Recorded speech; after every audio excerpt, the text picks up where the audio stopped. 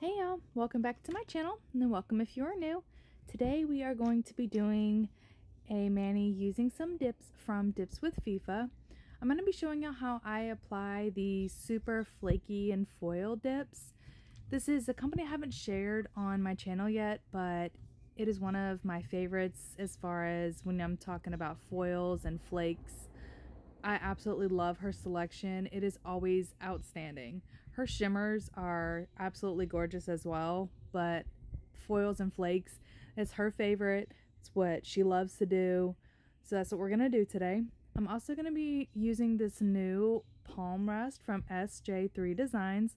I'm going to give it a try. I just got it in the mail, and I figured I love the finger rest so much, so we're going to give this palm rest a try today. And I'm also going to be using the Dip Nailed It Peel Base. I've had a lot of questions about when to apply it. I covered that in my last video. I'm also going to use this single liquid holder. It's super great when you're just using one liquid. It's better than the 3 and the 5. It's kind of like condenses the amount of things in your workspace. So I've decided to leave the peel base application in some of my videos because a lot of people are asking me, when do you use it? What do you do? So before I applied the peel base, I literally just had my tips and gel top coat on, and that is it. So I wipe off with a little bit of isopropyl alcohol right before I start my peel base, and I leave it like that, and I just apply the peel base in a thin layer like you're seeing. Make sure that I don't get any in the cuticle line or anything, because that'll just make the dip pop off a lot faster. But I just do a super thin layer like this. It'll look white when it's drying, and it will dry clear. That's how you'll know it's completely dried. Alright, so now we are all dried. The peel base is all dry. So I also mentioned that you want to make sure, in my last video, which I'll link below for y'all, you want to make sure you apply a layer of peel base or a layer of base coat, dip base, and let it dry before you actually start your dip application, because if you go ahead and just go dip after you apply your base will dry a lot faster with the peel base under it. So leaving a layer of base and just letting it dry is a really good idea for a super even application of your layers of dip. So now we are all dry. We're going to start with Bertha, which is a super shimmery pink. It's got gold shimmer in it, and my gosh, it is so beautiful. I thought it was not quite as shimmery when I picked it out, but when I got it, I was blown away by how much shimmer was packed in this beautiful dip. I am going to use this for underneath my decal. I'm going to end up throwing a bunny decal, which I don't show you guys because I changed my mind in the mani and I forgot to record that part. But I'm going to use this for under my decal, and the way that it shines through the bunny is just gorgeous. So I'm going to use Wasabi for my green. It is the most beautiful green I think I've ever seen. I've seen a lot of shades of green, but this green is just like screams spring. Like spring in all caps with like 12 exclamation points. It is just the most perfect spring green. And the foil flake dip, sorry about the birds. Hello, spring. I guess they heard me scream spring. Live in the country, springtime, all the birds are out. And this one is slightly annoying. It's gonna chirp forever, I guess. Probably the whole video.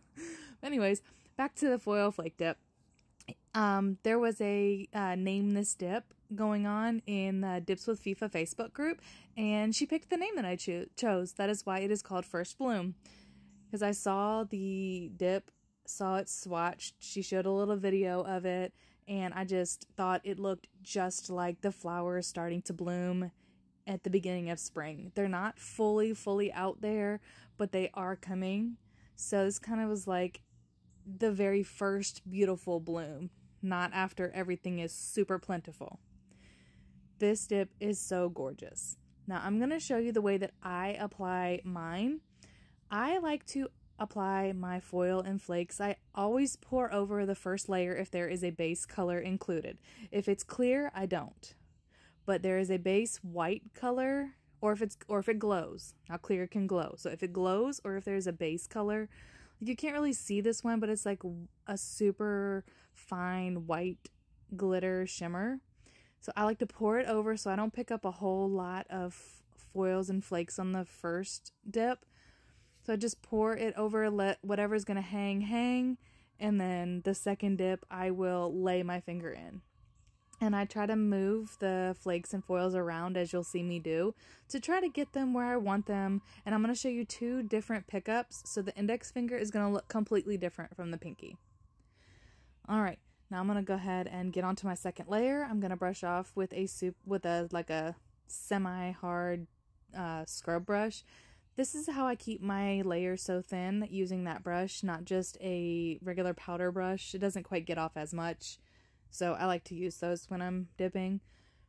Now, I'm going to be dipping into the jar for my second layer. I like to make sure, especially with super shimmers like this one, and just with all of my colors, that I dip into the jar, or in this case, Dipcup Liner for the second layer. Is because I feel like it gets a super even coverage. It picks up everything that I want. It grabs all the shimmers, all the glitters, the shines, the foils, everything on that second layer, because I only like to do 2 layers. Unless it's a solid or a jelly type dip, I will only do 2 layers. Of course, unless I mess up. And then I'll do 3 as well. But this mani seems to go the right way. So even though it may look kind of skimpy, like I missed some spots on my first layer, which you'll see when I get to my thumb on the green, which is coming up right now, I pick up everything on the second layer so where it's full coverage still, so I don't have to end up doing a 3rd layer. So I just make sure that when I do my thumb and I'm dipping in, sometimes I like to roll it. I do like a rolling motion so that I can get from side to side and I don't miss the edges, because the thumb's a little bit wider, so sometimes you might not get it all, but I like to just roll it side to side just to make sure that I dip everything nice and smooth and clean. And look how beautiful that was. And always use some kind of toothpick, orange wood stick, cuticle, something to line your cuticles, to go around the line of your cuticles, to keep the dip from sealing to your cuticle and your skin. It will help your mani last longer, and it will help you when you come to filing. You don't have to file your skin. So as y'all saw, I just kind of tossed around the flakes and the foils to kind of get what I wanted where I wanted it, because I don't want to pick up an overwhelming amount on this pinky. I'm just going to kind of show you how to grab a few. You just pick a spot where you want, where there's a few, and see, it's not an overwhelming amount of foils. It's still pretty, but it's not so much that it's like, oh my gosh, where's the color underneath, or everything's mixing together. Now on the index finger, I'm gonna dip it into that little section where all of the green foils are, and I'm gonna show y'all what it can look like as well. 2 dips, same way, just dipped or applied just a tad bit differently. 2 looks, same powder. Alright, so you see how I just went straight in, and I picked up all of those flakes. Different look, same dip. I'm more partial to the way that the pinky looks a little more sparse, especially when there is a nice, beautiful base color. But if it's just a straight flake foil dip, I like to just leave it. So, another rule of thumb when doing flakes and foils and messing with the color foils and stuff, you want to make sure you clear cap it. And since I am a fan of keeping all of my nails the same thickness, I clear cap everything, which means I dip in clear. Oh, I forgot. If you want to hand place, which I do usually sometimes when it comes to foils, because I like to get it like perfect for me, you can, always throw a little bit of base coat. That's what I'm trying to say. A little bit of base coat on it. Throw a couple extra small foils on there just to make sure you get it like perfect. There's always a little bit of playing around you can do to get it to your style, to your fitting, how you want it to be. That's just what I chose to do. I don't always do that, but why not, right? So now I'm going to just pour over my clear. And yes, I know I'm running super low on my clear. So I just decided to dump it in. I sped this up a little bit because it's really just me applying the base coat, the dip base, and pouring clear over my nails. Super easy. It's not really a thing I have to really talk about. But you want to make sure when you're doing the clear that you are making sure you pour over enough for the dip base to soak up the clear powder. And you want to let it sit. I let mine sit for about 2 to 3 minutes, and depending on your base coat, it just is all, whenever the clear is dry, you want to scrub, scrub, scrub, scrub, scrub. That is the key to clear. Scrub, scrub when you get done. Not like overwhelming that you're going to scrape your skin off, but the more clear that you get off, the less chance you have of getting specks into your powder. This is also my glitter powder, which I wasn't paying attention to. So I do get a little bit of a couple of flakes or flecks of whatever kind of glitter was in there at the time. And I pour that onto my nail, which I don't really mind because it is what it is. I forgot, you know.